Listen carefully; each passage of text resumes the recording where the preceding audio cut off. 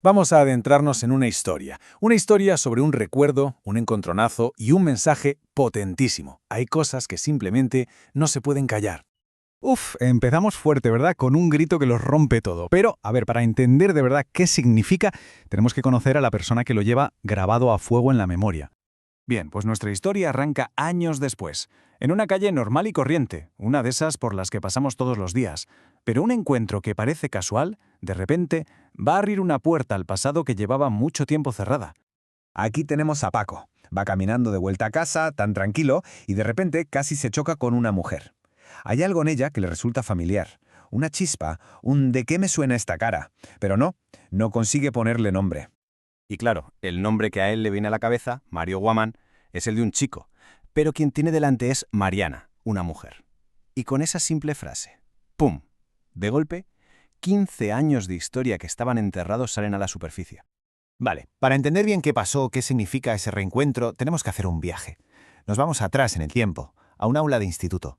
Un lugar donde, lamentablemente, el miedo era una asignatura más. Estamos 15 años atrás. Paco está en tercero de secundaria. Es el chico nuevo, se siente un poco fuera de lugar, ¿sabes? Y el ambiente no ayuda nada. Profesores como Platanazo, que creen que la autoridad se enseña a base de golpes, y a su lado se sienta Cochachín, un repetidor que, bueno, ya se las sabe todas. Y en este caldo de cultivo, la presión para encajar es brutal. O te unes al coro y te ríes de los demás para ser un machote, para que te acepten, o te arriesgas a que te señalen. A la mínima que no sigues la corriente, ya te cae la pregunta. ¿Qué pasa, eres maricón? Una elección terrible, vamos. La cosa con Cochachín fue a más, claro. Empezó con burlas, con insinuaciones, pero luego pasó a invadir su espacio, a acercarse demasiado. Hasta que un día llegó la mano en la pierna. Y ahí se cruzó una línea. Paco se quedó paralizado, sin saber qué hacer, lleno de confusión y de miedo. Y lo peor de todo, en silencio. Pero algo cambió esa noche. Al día siguiente, Paco volvió a clase, y no era el mismo.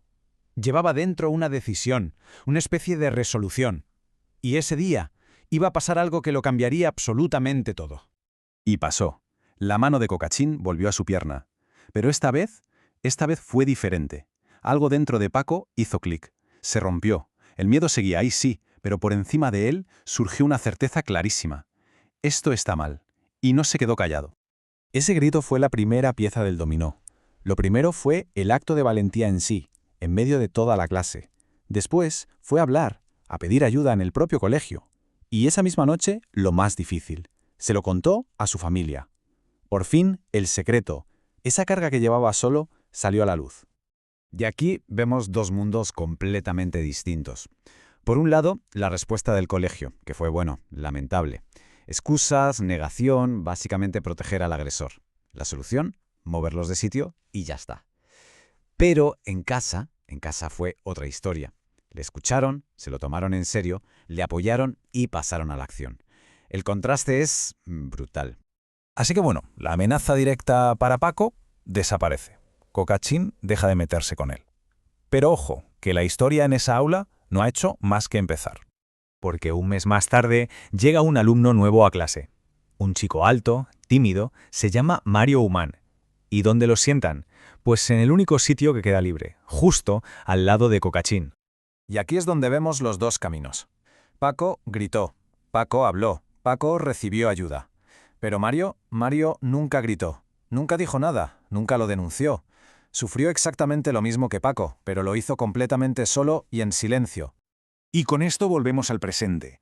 15 años después, en esa calle, al ver a Mariana, al escuchar su nombre, Paco lo entiende todo. Entiende el peso real de ese silencio. Lo que no se dice, lo que no se saca fuera, no desaparece, se queda a vivir dentro de uno. Pero a ver, esta historia no es solo un recuerdo de Paco, es mucho más. Es un mensaje que su autor, Bludson Cárdenas Ledesma, construyó con una intención muy, muy clara. Y él mismo lo dice, escribe esta historia para que nadie, absolutamente nadie, crea que callarse es una opción, para que la gente aprenda a reaccionar, a hablar, a buscar y pedir ayuda. Y de aquí sacamos varias lecciones clave. La primera y quizá la más importante de todas es esta. El abuso no es culpa de quien lo sufre. Nunca, jamás. La segunda lección tiene que ver con el miedo. Y es que el miedo es como una planta que crece en la oscuridad. Se alimenta del silencio. Cuanto más callamos, más grande y poderoso se hace. Pero, por suerte, la historia también nos da el antídoto. Si el miedo crece en el silencio, la protección, la seguridad, todo eso nace en la palabra. En el momento en que abrimos la boca, empezamos a sanar. Y a veces no hace falta más. A veces un solo gesto, una sola voz, una sola palabra, un grito, es suficiente. Es la chispa que puede romper un ciclo de abuso. Por eso, el mensaje final es tan directo, tan claro y tan urgente. Es una súplica casi. Nunca, nunca se queden callados. Y esto nos deja con una pregunta final, ¿no? Una reflexión para que nos la llevemos.